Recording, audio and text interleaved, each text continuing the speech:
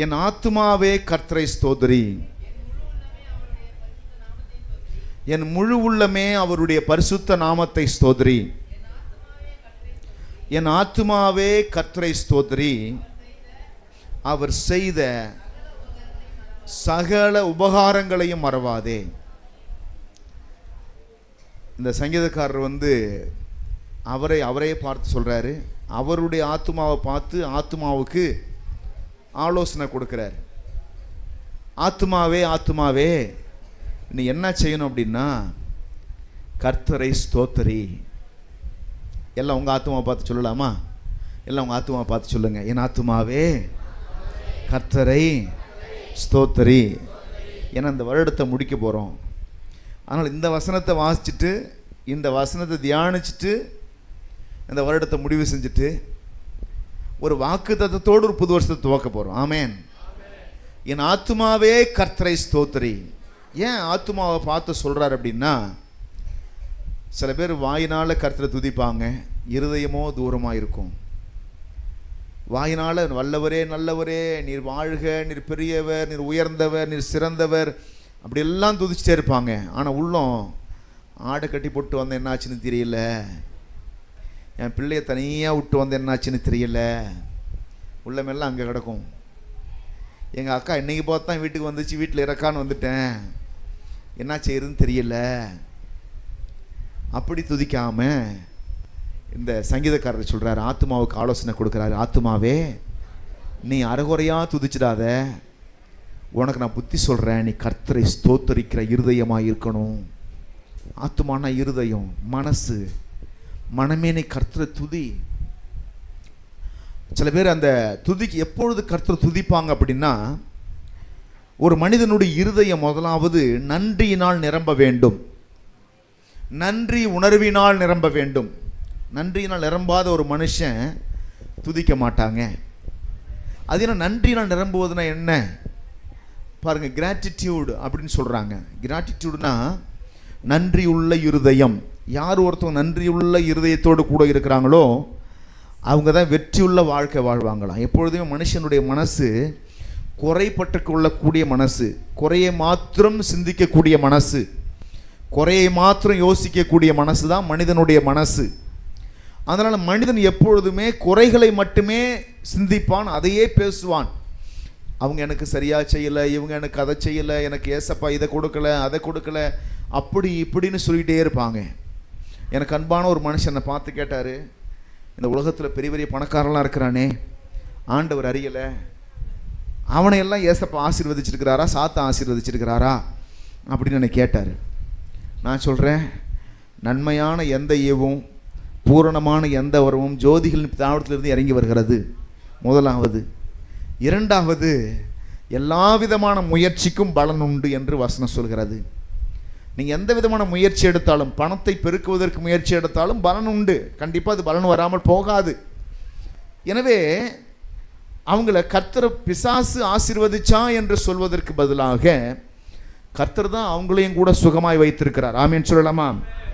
இந்த உலகத்தில் பிறந்த எல்லா மனிதனும் சுகமாய் வாழ்வது யாருடைய தயவினால? ஏசப்பாவுடைய தயவினால, அவருடைய கிருபையினால தான் அந்த உலகத்தில் வாழக்கூடிய எல்லா மக்களுமே சுகமாய் வாழ்கிறார்கள். ஆனால் அவங்களுக்கு என்ன தெரியல அப்படின்னா, இந்த ஆசீர்வாதத்தை கொடுத்த கடவுள் யாருன்னு தெரியல. ஏதோ ஒன்றை கடவுள் நினைச்சிட்டு இருக்கிறாங்க, அல்லது கடவுள் இல்லை என்று வாழ்ந்து கொண்டிருக்கிறார்கள். வேதவசனம் சொல்கிறது, ஆகாயத்து பறவைகளையெல்லாம் கர்த்தர் போஷிக்கிறார். பறவைகளையே போஷிக்கும் போது மனிதனை போஷிக்காமல் இருப்பாரா? இந்த உலகத்தில் பிறந்த எல்லா கடைகோடி மனுஷனையும் ஆண்டவர் தான் போஷிக்கிறார், ஆண்டவர் தான் நடத்துகிறார். அப்போ அவர் என்ன கேட்டார், நான் கர்த்தருடைய பிள்ளை, இயேசுவை ஏற்றுக்கொண்டேன், நான் இன்னும் பண விஷயத்தில் ஆசீர்வதிக்கப்படலை, பொருளாதார விஷயத்தில் ஆசீர்வதிக்கப்படலை, ஆனால் ஆண்டவர் அறியாத மனுஷன் நல்லா இருக்கிறானே அப்படின்னு என்ன கேட்டார். அப்போ நான் சொன்னேன், அப்பாவுடைய தயவை பார்த்தீங்களா?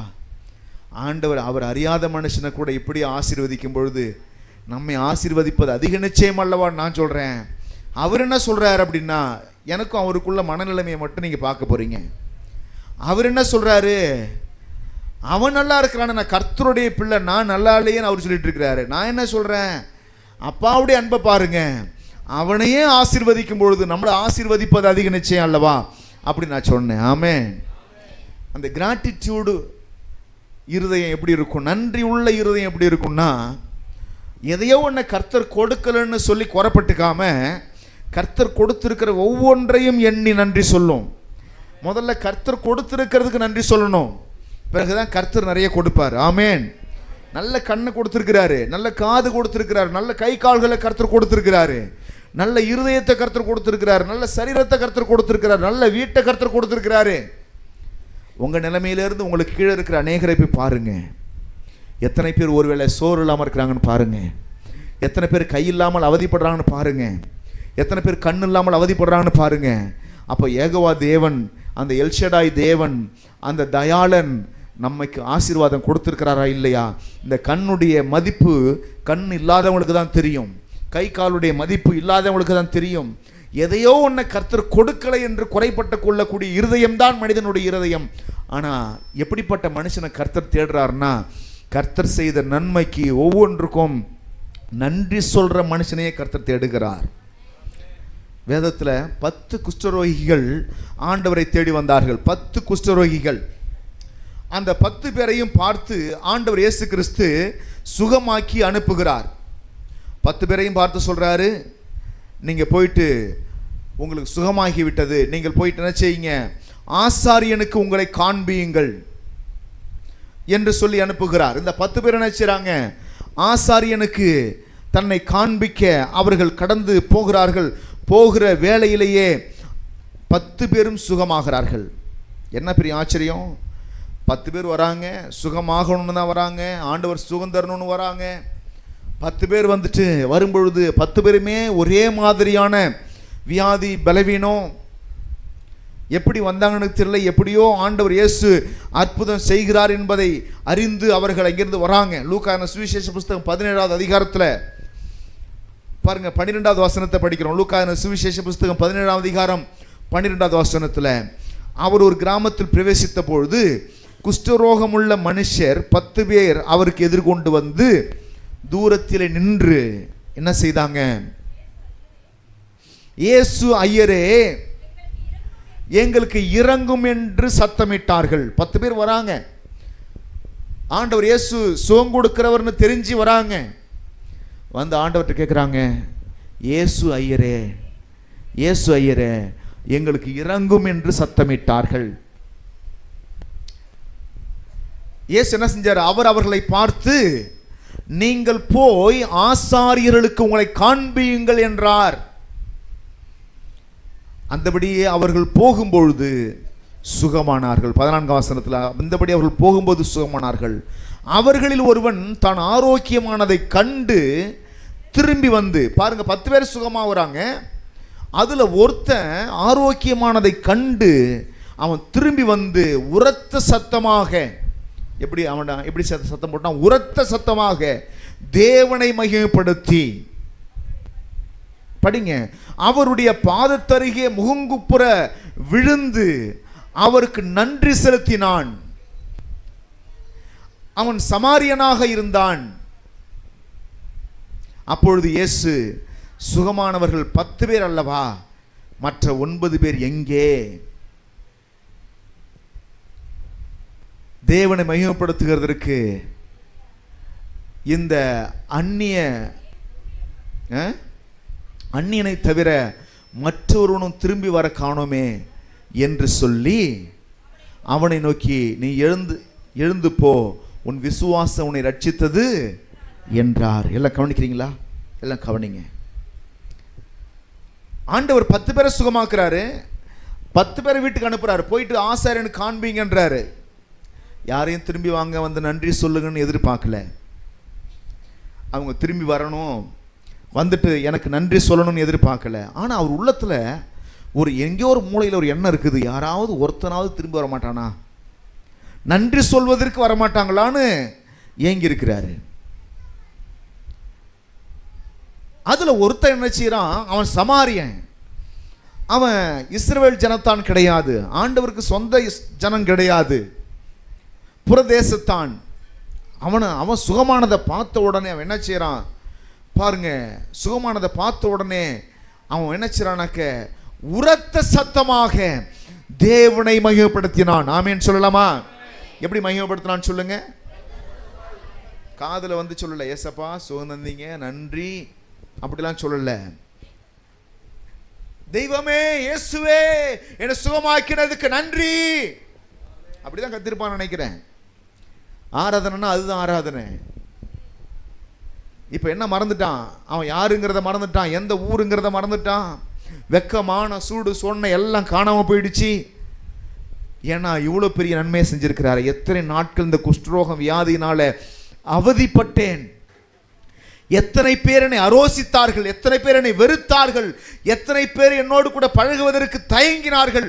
அப்படி கிடந்த என் வாழ்க்கையை இன்னைக்கு ஆண்டவர் மாத்திட்டாரே என்ற அந்த ஆனந்தம், அந்த சந்தோஷம் இருதயத்தில் வந்த உடனே அவனால சும்மா இருக்க முடியல, அமைதியா இருக்க முடியல. அவன் உரத்த சத்தமா சொல்றான், இயேசுவே உமக்கு நன்றி அப்பா. சில பேர்லாம் வாழ்க்கையில கேட்பாரற்று கடந்திருப்பாங்க, உலகத்துல மதிப்பற்று கடந்திருப்பாங்க. ஆண்டவர்கிட்ட வர்றதுக்கு முன்னாடி இந்த உலகத்தில் அவங்களெல்லாம் பார்த்து திரும்பி பார்ப்பதற்கு கூட மனிதர்கள் யோசித்திருந்திருப்பார்கள். அப்படிப்பட்ட மனுஷனை கர்த்தர் ஆசீர்வதித்து அவங்க வாழ்க்கையில வளத்தையும் நலத்தையும் கொடுத்து ஆளாக்கி நல்ல வீடு வாசலை கட்ட வைத்து பொன்னையும் பொருளையும் கொடுத்து அந்த ஊர்ல ஒரு மதிப்புமிக்க மனுஷனை வச்சிருக்கும் பொழுது,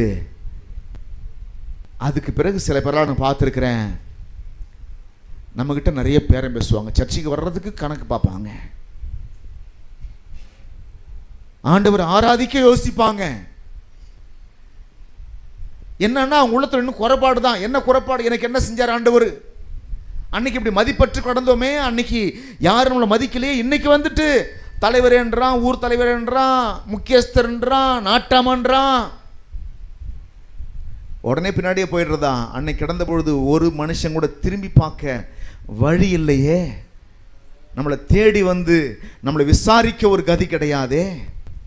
இன்னைக்கு எல்லாம் வந்து ஏசப்பா கொடுத்து ஆசீர்வதிச்சிருக்கும் போது 4 பேர் நம்மள வந்து பழக வரோம். அதெல்லாம் உண்மையான உறவா? கஷ்டப்படும் போது ஒருத்தனும் வரலையே, வியாதியை கடந்த போது ஒருத்தனும் வரலையே, ₹1 வழி இல்லாத போது ஒருத்தனும் வரலையே, தனிமையில் அழுதோமே, தனிமையில் கடந்து தவித்தோமே, யாராவது உதவி செய்ய மாட்டாங்களா, தூக்கி விட மாட்டாங்களா, அன்பா பேச மாட்டாங்களான்னு ஏங்கினோமே, ஒரு மனுஷன் கூட வரலையே. இன்னைக்கு நல்லா இருக்கும்போது 1000 பேர் வந்து சொல்றான், நீ தான் நாட்டாம, உங்க வகைராவுக்கு நீ தான் நாட்டாம, நீ தான் முக்கியமான ஆளு, நீ பெரிய ஆளுன்னு சொன்ன உடனே பின்னாடியே பைய தூக்கிட்டு வசூல் பண்ண போயிடுறாங்களே. நன்றி உணர்வு இல்லை, நன்றி அறிதல் இல்லை. கடைசி நாட்களில் மனிதர்கள் நன்றி அறியாதவர்களாக இருப்பாங்க. வசனம் சொல்லுது, கர்த்தர் செய்த சின்ன சின்ன நன்மைக்கெல்லாம் நன்றி சொல்லணும். ஆமேன் சொல்லாமா? கண்ணீரோடு நன்றி சொல்லணும். அப்பான்னு உமக்கு நன்றி சொல்லணும், உரத்த சத்தமாக கூப்பிடணும். அதில் போய் டீசென்ட் டிசிப்ளின்லாம் ஆராதனையில் காட்டக்கூடாது. ஆராதனைன்னா நன்றியினால் இருதயம் நிறையும் பொழுது வாய் சத்தமாய் கூப்பிடும். பக்கத்தில் யார் இருக்கான்னு பார்க்க மாட்டோம், எதிரில் யார் இருக்கான்னு பார்க்க மாட்டோம். அப்பா மேலே அன்பு வந்துருச்சுன்னா, அப்பா மேலே அளவற்ற அன்பு வந்துருச்சுன்னா நிற்கிறோமா நடக்கிறோமான்னு தெரியாது, எழுந்து ஆராதிக்க ஆரம்பிச்சுடுவோம். ஏன்னா அப்பா மேலே அளவற்ற அன்பு வந்துருச்சு நமக்கு. நன்றினால் இருதயம் நிரம்புகிறது. 10 பேர் வந்தாங்க, 10 பேர் சுகமானாங்க, ஒருத்த மாத்திரம் திரும்பி வந்திருக்கிறான். வந்து சொல்றான், ஆண்டவரே உமக்கு நன்றி. உரத்த சத்தமாய் தேவனை மகிமைப்படுத்தி அவருடைய பாதத்தருகே முகங்குப்புற விழுந்து, என்ன மாதிரி ஒரு தேங்க்ஸ் பாருங்க. நன்றி சொல்லணும்னா அப்படிதான் சொல்லணும். டீசெண்டா நன்றின்னு சொல்றது இல்லை. நன்றி சொல்லணும்னா எப்படி நன்றி சொல்லணும்னு உலகத்தில் சில மனிதர்கிட்ட போய் கற்றுக்க வேண்டியது. கிறிஸ்தவர்களுக்கு நன்றி உணர்வு குறைஞ்சிருச்சோன்னு ஒரு பயம் இருக்குது. நீங்களாம் ஒரு கிளாஸ் தண்ணிக்கு நன்றி சொல்லி பழக்கப்பட்டிருக்கீங்களா?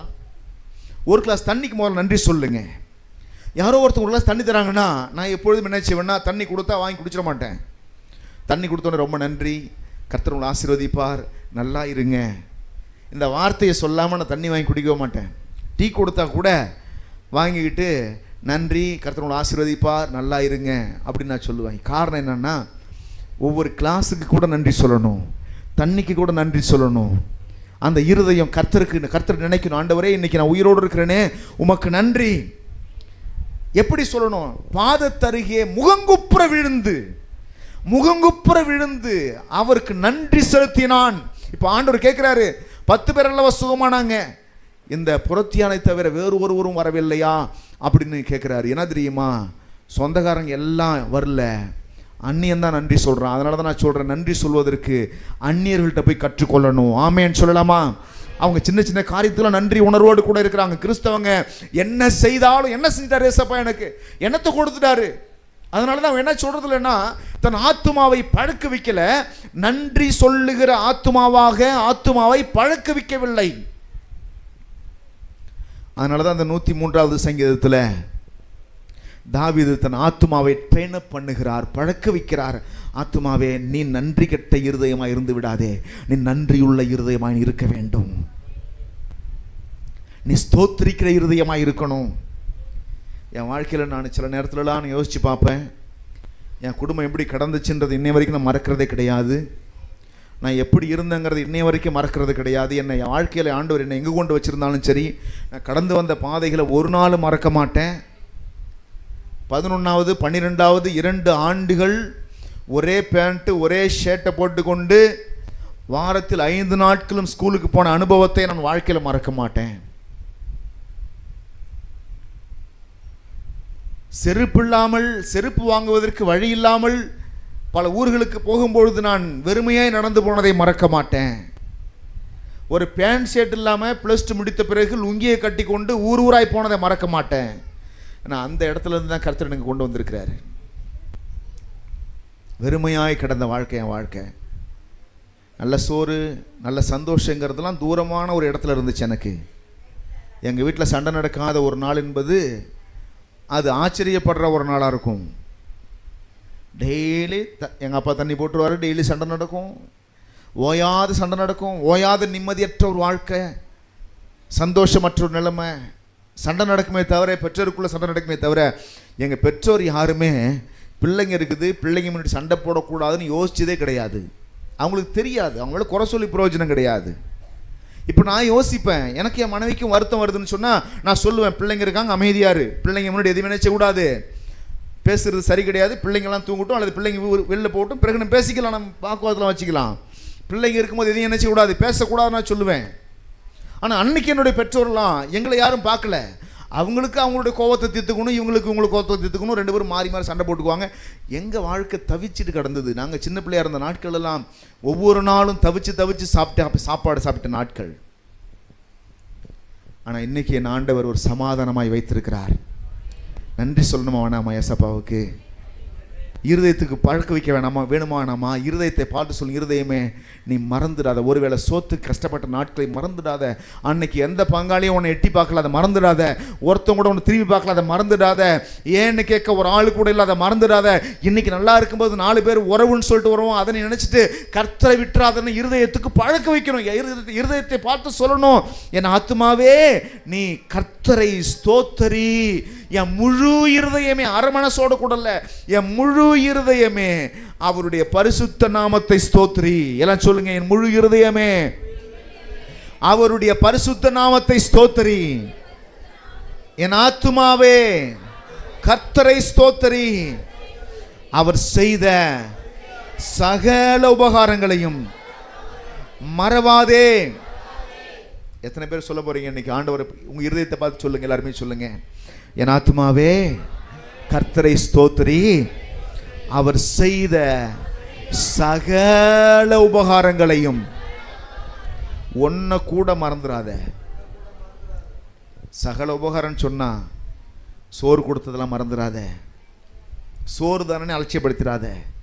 எனக்கு என்ன அம்பானி போல கோடிக்கணக்கில் சொத்தா கொடுத்துருக்காருன்னு குறை சொல்லாத. சோறு கொடுத்தாரு பாரு. காலத்தினார் செய்த உதவி சிறிதெனும் ஞாலத்தின் மானபெரிதுன்னு சொன்னார் திருவள்ளுவர். அந்த காலத்தில் செய்தாங்க பாருங்க. அந்த காலத்தில் கர்த்தர் கொடுத்தாரு பாரு. அந்த காலத்தில் நம்முடைய தேவையை சந்தித்தாரு பாரு. அந்த காலத்தில் பயப்படாத தீயாத அரவணைத்தாரு பாரு. அந்த காலத்தில் சின்ன உதவியை செய்திருந்தாலும் இந்த உலகத்தை விட அந்த சின்ன உதவி பெருசு. ஆமேன்னு சொல்லலாமா? இந்த ஞாலத்தை விட பெருசு. இந்த உலகம் எவ்வளவு பெருசோ அதை விட பெருசு தெரியுமா? காலத்தினார் செய்த உதவி. என் வாழ்க்கையில் நான் சின்ன சின்ன காரியத்தை செய்ததை கூட மறக்கக்கூடாது என்பதனால அதை திரும்ப திரும்ப ஞாபகப்படுத்தி பார்த்து கர்த்தருக்கு நன்றி சொல்லுவேன். சின்ன சின்ன காரியங்களுக்கு கூட மறந்து விடக்கூடாது என்பதனால அதெல்லாம் ஞாபகப்படுத்தி கர்த்தர் நன்றி சொல்லுவேன். ஒரு சின்ன அனுபவத்தை நான் சொல்கிறேன், கவனிங்க. என்னை இன்னை வரைக்கும் கர்த்தர் எப்படி நடத்துறாருங்கிறத நான் சொல்கிறேன். கொஞ்சம் நான் சோர்ந்துட்டேன்னா அவர் மனசு தாங்கலை. நான் அழலாம் வேண்டாம், கொஞ்சம் சோர்ந்துட்டேன்னா என் மனைவி கண்டுபிடிச்சிடுவாங்க. எப்படி கண்டுபிடிப்பாங்கன்னா, சோர்ந்துட்டேன்னா எதையும் பேச மாட்டேன், அமைதியாக நிற்பேன். அப்படியே என் மனைவி பேசுவாங்க, நான் பேசாத அமைதியாக பரிசுன்னு சொல்லுவேன். அப்படின்னு அர்த்தம் என்னன்னா, ரொம்ப சோர்வாக இருக்குன்னு அர்த்தம், மனசு ரொம்ப கஷ்டமாக இருக்குது, எது நினச்சி மனசு ரொம்ப வேதனைப்படுதுன்னு அர்த்தம். நிற்பேன். ஒரு சில நிமிடங்கள் தான் நான் நீடிக்கும். பிறகு பாருங்கள், கர்த்தரை என்ன அப்படியே சந்தோஷப்படுத்த என்னெல்லாம் செய்வார் தெரியுமா? உங்கள் பிள்ளைங்க அழுதுன்னு என்ன செய்வேன்? நீங்கள் பார்த்துட்டு சும்மா இருப்பீங்களா? சிரிப்பீங்களா? போயிட்டு அழாதரா செல்லம், கவலைப்படாத, நான் இருக்கேன்ப்பான்னு சொல்லுவீங்களா? சொல்ல மாட்டீங்களா? நான் கொஞ்சம் கலங்கினா கூட, கொஞ்சம் மனசில் சோர்வடைந்தா கூட என் ஆண்டவர் என்னை தேற்றுகிறதை நான் பார்த்துருக்கிறேன். பயப்படாத, நான் கூட இருக்கேன், எதுக்கு கலங்குறேன்? நான் உன்னை நடத்துவேன், உன்னை ஆசீர்வதிப்பேன், தேவையை சந்திப்பேன், கலங்காத அப்படி சொல்லுகிறதை சின்ன சின்ன ₹1 கூட நான் பார்த்துருக்கிறேன். ₹1 கூட என் ஆண்டவர் ₹1 தேவையும் சந்தித்தார், 1,00,000 தேவையும் சந்தித்தார், பல லட்சம் தேவையும் சந்தித்தார். எனக்கு தேவை வரும்பொழுதெல்லாம் என் தேவன் என்னை கைவிடாமல் நடத்தி வந்தாரே, அந்த அன்பை மறக்க முடியுமா? ஊழியத்தினுடைய ஆரம்ப நாட்கள் நடந்த சம்பவத்தை நான் சொல்லிவிட்டு தொடர்ந்து புது வருஷத்துக்குள்ள கடந்து இருக்கிறோம். இந்த கருவேப்பிலங்குறிச்சி நான் முதலாக என்னுடைய வாழ்நாளில் பார்த்தது என்னுடைய 25வது வயதில் தான் முதலாக கருவேப்பிலங்குறிச்சின்ற ஊரையே கனால பார்த்தேன். விருதாச்சலத்தை நான் பார்ப்பதற்காக எங்கள் அப்பா கிட்ட காசு வாங்கிட்டு நேர பஸ்ஸில் விருதாச்சலத்தில் இறங்கி அந்த கடத்திலிருந்து அந்த லாஸ்ட் வரைக்கும் நடந்து போய் பார்த்துட்டு பிறகு கருவேப்பிலங்குறிச்சியில் இறங்கி இந்த 4 தெருவையும் நடந்து பார்த்தேன் 25வது வயசில்.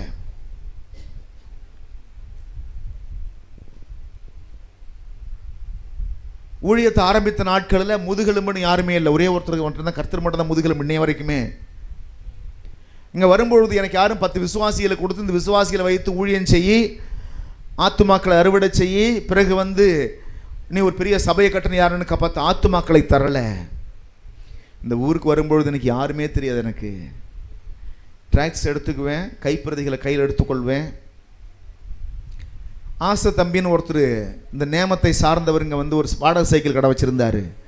அந்த வாடகை சைக்கிள் எடுத்துக்கொண்டு இங்கேருந்து 15, 16, 17 கிலோமீட்டர் தூரம் பவழங்குடி வரைக்கும் தேவங்குடி வரைக்கும் சைக்கிளில் அப்படியே மிதிச்சுக்கிட்டு ஒவ்வொரு கிராமமாக போயிட்டு இயேசுவை பற்றி சொல்லிவிட்டு, எங்கள் அம்மா சின்ன போது ஒரு கப்பில் தயிர் சாதம், லெமன் சாதம், ஏதாவது ஒரு சாதத்தை செஞ்சு கொடுப்பாங்க. அதை எங்கேயாவது ஒரு மரத்து நேரில் உட்காந்து சாப்பிட்டுட்டு தண்ணி குடிச்சிட்டு பிறகு அந்த தெருவா இயேசுவை பற்றி சொல்லிட்டு போவேன். ஒரு ஆத்மா கூட வரல. 2007 வரைக்கும் எனக்கு இடம் கிடைக்கல. ஒரு மாட்டு கோட்டா கிடைச்சது. அங்கே நாளே சொன்னாங்க, நடத்தாதீங்க, இந்த இடத்த விட்டு போயிடுங்க அப்படின்ட்டாங்க. பிறகு இடம் கிடைக்காம ஒரு வருஷம் அலைந்து பிறகு ஒரு சின்ன ஷெட்டு கிடைத்தது. தேவனுடைய பிள்ளைகளே, 4 பேர், 5 பேர், 6 பேர், இப்படி தான் அந்த ஊழியத்தில் ஆத்துமாக்கள் வர ஆரம்பித்தாங்க. திடகாத்துமான ஆத்துமாக்கள்னு சொல்லிக்கிற மாதிரி யாருமே இல்லை. அந்த நாட்களில் என்னோடு கூட பயணித்த சில விசுவாச பிள்ளைகள் இங்கே இருக்கிறீங்க. உங்களுக்கு நான் கர்த்தரை ஸ்தோத்திரிக்கிறேன். சாரதாமா இருக்கிறாங்களா? எங்கே இருக்கிறாங்க சாரதாமா? அவங்க அந்த நாட்கள் இந்த நாள் வரைக்கும் என் கூட வராங்க. அவங்க உன்னிப்பாக பார்த்து கொண்டு வராங்க. எப்படி இருந்துச்சு அந்த ஊழியங்கிறது அவங்களுக்கு தெரியும்.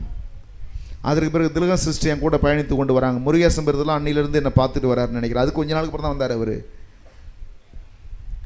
தேவனுடைய பிள்ளைகளே, அந்த நாட்கள் ரொம்ப கடினமான பாதைகள். ஒரு தடவை நான் நடந்த விஷயத்தை சொல்கிறேன். என்னுடைய மகனுக்கு என்னுடைய மகன் என் மனைவியுடைய வயிற்றில் இருக்கிறான். பிரசவ காலம் வந்திருக்குது. பிரசவத்துக்கு செலவு செய்வதற்கு காசே இல்லை. நாளைக்கு காலையில் ஆஸ்பத்திரிக்கு போகணும்.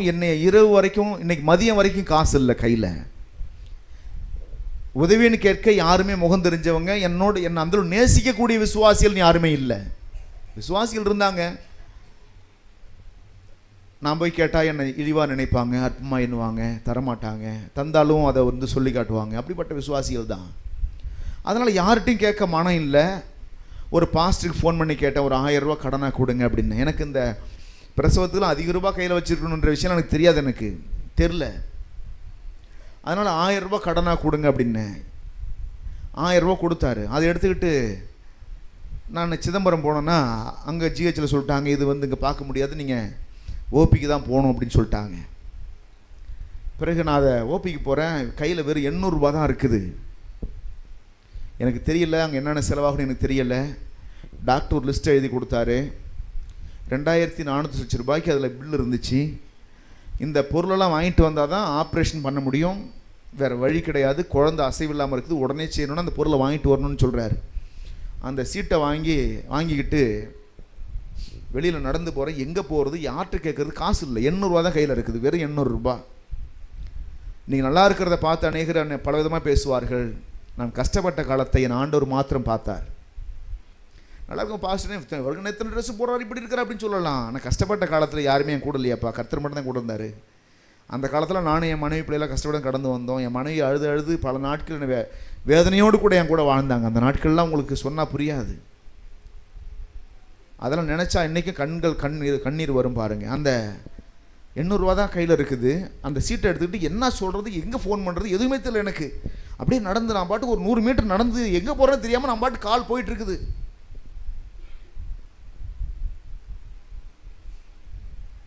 அந்த நேரத்தில் ஒரு ஃபோன் கால் வந்துச்சு பாருங்க. அதாங்க அப்பாவுடைய அன்பு. ஒரு சகோதரர் எனக்கு ஃபோன் பண்ணார், சிங்கப்பூர்ல இருந்து கணேசன் சொல்லிட்டு ஒரு சகோதரன் ஃபோன் பண்ணார். அந்த நேரத்தில் கரெக்டாக ஃபோன் பண்ணுறாரு. அந்த ஆஸ்பத்திரி வாசலில் 100 மீட்டர் வெளியில் நடந்து வந்திருப்பேன். எங்கே போகிறேன்னு தெரியாமல் நடந்து போயிட்டுருக்கேன். நான் எங்கே போகிறேன்னு எனக்கு தெரியல. எனக்கு நடந்து போயிட்டுருக்கேன். எவ்வளோ ஆகும்னு கேட்டேன். 2500 ஆகும்னு சொன்னாங்க அந்த ஆஸ்பத்திரி உள்ள. அவங்கள்ட்ட இல்லைன்னு சொல்ல முடியலனால நடந்து போயிட்டுருக்கிறேன். ஒரு ஃபோன் கால் வந்துச்சு. அந்த பிரதர் என்கிட்ட சொன்னார், பாஸ்டர் என் மனைவி வரேன்னு சொன்னாங்க, நீங்கள் ஏன் வேணான்னு சொல்லிட்டீங்கன்னு கேட்டார். நான் சொன்னேன், உங்கள் மனைவி சின்ன குழந்தைய வச்சுருக்குறாங்க பிரதர், இங்கே எங்கே வந்து தங்குவாங்க, குழந்தை கஷ்டப்படும்ல, அதனால தான் வேணான்னு சொல்லிட்டேன். அப்போ அவர் சொன்னார், என் மனைவி கையில் நான் 5000 கொடுத்து உங்கள்கிட்ட கொடுக்க சொன்னேன் பாஸ்டர் அப்படின்னாரு. எனக்கு தெரியாது பிரதர், நீ சொல்லியிருந்தால் வர சொல்லியிருந்திருப்பேன், எனக்கு தெரியாது, ஆனால் இப்போது நான் தேவையோடு தான் இருக்கிறேன் அப்படின்னு நான் சொன்னேன். அந்த சகோதரன் நைட்டு 9:30 மணி இருக்கும், அந்த நேரம் இருட்டு நேரம் வேறு. இன்னும் ஒரு 1/2 மணி நேரத்தில் கடையெல்லாம் மூடிடுவாங்க, எங்கேயும் பணத்தையும் எடுக்க முடியாது. ஒரு சொல்ல அவரே சிங்கப்பூரில் பணத்தை போட்டால் கூட அந்த பணத்தை எடுக்க முடியாது எங்கேயும் போயிட்டு. இன்னொரு 1/2 மணி நேரம் தான். அவர் சொன்னார், பாஸ்டர் நீங்கள் வேகமாக நடந்து எங்கேயாவது மணி ட்ரான்ஸ்ஃபர் பண்ணுற ஒரு இடத்துக்கு போய் உட்காந்துருங்க, அந்த கடையில் சொல்லிவிடுங்க, பணம் வந்துடும், வெயிட் பண்ணுங்கன்னு சொல்லிடுங்க அப்படின்ட்டு. அவர் பாருங்கள், அவர் உள்ளத்தில் அந்த ஆண்டவர் ஏவினார் பாருங்கள். அந்த நேரத்தில் அவர் ஃபோன் பண்ணணும், எனக்கே தெரியல, யாருக்கு ஃபோன் பண்ணி தெரியல, எனக்கு யார்கிட்ட கேட்குறதுன்னு தெரியல. அந்த நேரத்தில் நானும் அவருக்கு ஃபோன் பண்ணல. அவர் உடனே அங்கே பணம் செலுத்த போயிருக்கிறார். அங்கே போனாக்க என்னாச்சுன்னா, அங்கே சிங்கப்பூரில் டைம் முடிஞ்சு, நம்ம ஊரோட அந்த ஊரில் 2.5 மணி நேரம் முன்னாடியே டைம் முடிஞ்சிடும். இங்கே வந்து 9 மணினாக்க அந்த ஊரில் 11:30 மணி. அங்கே ஏற்கனவே பணம் இந்தியாவுக்கு அனுப்புறதுக்கு நிறைய பேர் கியூவில் நிற்கிறாங்கன்னா, அவங்களுக்கு டோக்கன் கொடுத்துருக்குறாங்க. ஒரு 10 பேருக்கு டோக்கன் கொடுத்து நீங்கள் மட்டும் இல்லைங்க, மற்றவங்களாம் போயிடுங்க அப்படின்னு சொல்லிட்டு அந்த இடத்துல பணத்தை அனுப்புறதுக்கு வெயிட்டிங் லிஸ்ட்டில் 3 பேர் இருக்காங்க, 9-10 பேர் இருக்காங்களாம். இந்த பிரதர் போயிட்டு ஒருத்தருடைய காலில் விழுந்தாராம். சொன்னார், எங்கள் பாஸ்டருக்கு பிள்ளைக்கு பணம் கட்டணும், அந்த டோக்கனை வாங்கி அந்த பணத்தை அனுப்பி வைத்தார். இது ஏன் சொல்கிறேன் தெரியுமா? இருதயம் நன்றியினால் நிறையதா அவங்க இருதயம். கர்த்தர் செய்த நன்மையில் நினைச்சு பார்த்தீங்களா வாழ்க்கையில்? அல்லேலூயா. நேரம் கடந்துருச்சு, எல்லாரும் எழுந்திரிப்போம்.